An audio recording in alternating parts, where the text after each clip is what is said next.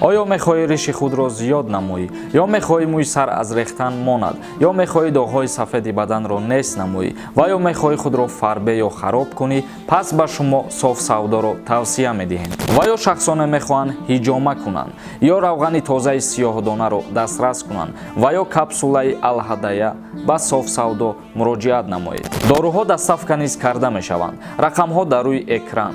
از نام یوریست جی مراجعت کنید، تخفیف دارد. با صاف سودا باشید. آفیس صاف سودا در پیتر و مسکو.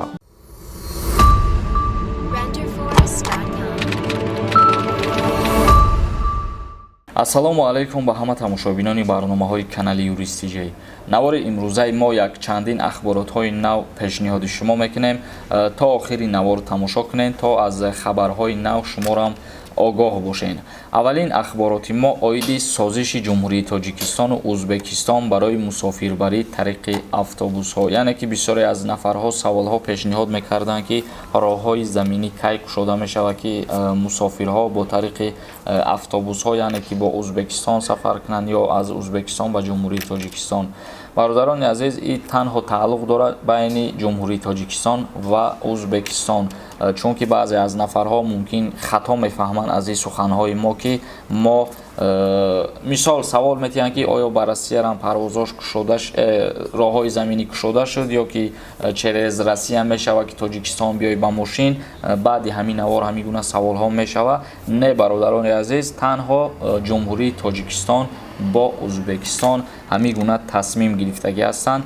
мо як бори дигар нусхаша мехонем, бо диққат гӯш кунед. Тоҷикистону ӯзбекистон дар ояндаи наздик барои боз намудани хатсайрҳои автобусҳои мусофирбар миёни минтақаҳои ҳарду давлат мувофиқи талаботи карантинӣ ба мувофиқа расиданд.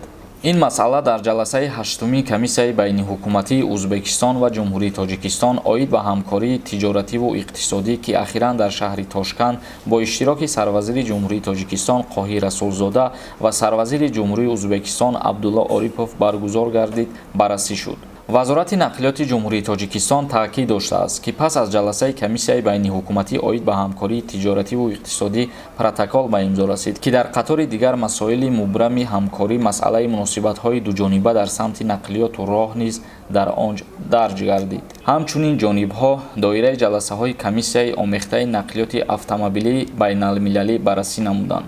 мубодилаи шумораи иҷозатномаҳо барои интиқоли ангишт ва намак дар ояндаи наздик, кушодани хатсайрҳои автобусҳои мусофирбар байни минтақаҳои Ӯзбекистон ва Тоҷикистон мувофиқи талаботи карантиниро баргузор гардониданд. мегзарем ба қисми ахбороти навбатӣ оиди карантин ва таъкиди вазорати тандурустӣ оиди дар ҷумҳурии Тоҷикистон беморӣ будан ё ки набуданд, чунки дар шабакаҳои интернетӣ чандин хабарҳои дигар пешниҳод шудагие ки дар бораи беморӣ ба ҷумҳурии Тоҷикистон аз сари нав пайдо шуданаш. вазорати тандурустии ҷумҳурии Тоҷикистон ин ахборотро рад кард ва гуфт ки дар ҷумҳурии Тоҷикистон ягон намуди беморӣ дигар ба қайд гирифта шудагӣ нест.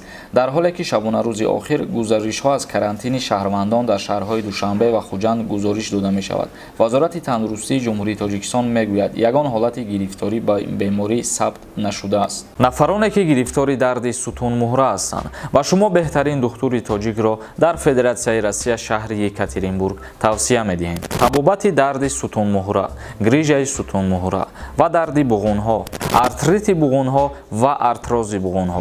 табобат бо гиёҳҳои шифобахш гузаронида мешавад. барои маълумоти пурра ба рақамҳои рӯи экран дар тамос бошед. ва инчунин вазорати тандурустии ҷумҳурии Тоҷикистон қайд намуд ки охирон маротиба беморӣ дар ҷумҳурии Тоҷикистон дар моҳи январи соли равон ба қайд гирифта шудагӣ буд ва пас аз моҳи январ дигар ин намуд беморӣ ягон бор ба қайд гирифта шудагӣ нест. эмомалии мирзо сухангӯи вазорати тандурустӣ қайд намуд ки дар шифохонаи маризии сироятии шаҳри Хуҷанд шахсиятҳои бистарӣ шуданд ки таи як ҳафтаи охир тариқи фурудгоҳи шаҳрҳои Истанбули Туркия ва Дубаи Амурати Муттаҳидаи Араб вориди ҷумҳурии Тоҷикистон гардиданд. яъне шахсиятҳое ки дар шаҳри Хуҷанд карантин карда шудагӣ ҳастанд, ин барои пешгирӣ аз беморӣ мебошад, чунки шахсиятҳо як ҳафтаи охир тариқи шаҳри Туркия ва Дубай вориди Ҷумҳурии Тоҷикистон гардидагианд, ба ҳамин хотир карантиншон кардагианд. Ахбороти дигари мо оиди муҳоҷироне ки ғайриқонунӣ дар Федератсияи Россия қарор доранд, метавонанд муҳлати иқоматашонро бо як шарти дигар тамдид кунанд. Дар сурати набудани тамос ба кишварҳое ки онҳо зиндагӣ мекунанд, тамдиди будубоши муҳоҷирони ғайриқонунӣ имконпазир хоҳад буд. Вазорати умурии дохилии Федератсияи Россия эълон дошт ки метавонанд муҳлати будубоши муҳоҷирони ғайриқонуниро тамдид кунанд, агар шаҳрвандон бинобар сабаби бастани парвозҳо ба ватанашон парвоз накунанд. муҳлати тамдиди будубош дар Федератсияи Россия барои муҳоҷирони ғайриқонунӣ метавонад то 90 рӯз зиёд карда шавад, гуфта мешавад дар ин ҷаласаи ҳукумати Федератсияи Россия. Барои ҳалли вазъи ҳуқуқии худ ба чунин муҳоҷирон лозим аст ки ба шуъбаи муҳоҷиратии мақомоти ҳудудии Вазорати корҳои дохилии Федератсияи Россия муроҷиат кунанд. Шаҳрвандони хориҷие ки шаҳрвандӣ ё ҳуқуқи истиқомати доимӣ дар кишварҳое доранд ки дар қаламрави Федератсияи Россия будубоши ғайриқонунии бо онҳо барқарор нашудааст, инчунин бояд изҳороти асоснокро дар ҳар шакл нависанд ва ба шуъбаи муҳоҷират пешниҳод кунанд. муҳоҷирон бояд хабардор кунанд ки иртиботи нақлиётӣ бо кишвари онҳо барқарор нашудааст. тамошобинони азиз, инак ибд хабарҳои имрӯзаи мо ва видеоҳои нави моро интизор бошед. Дар канали мо обуна шидана фаромӯш накунед. Худованд ҳамаи мо шуморо нигаҳбон бошад.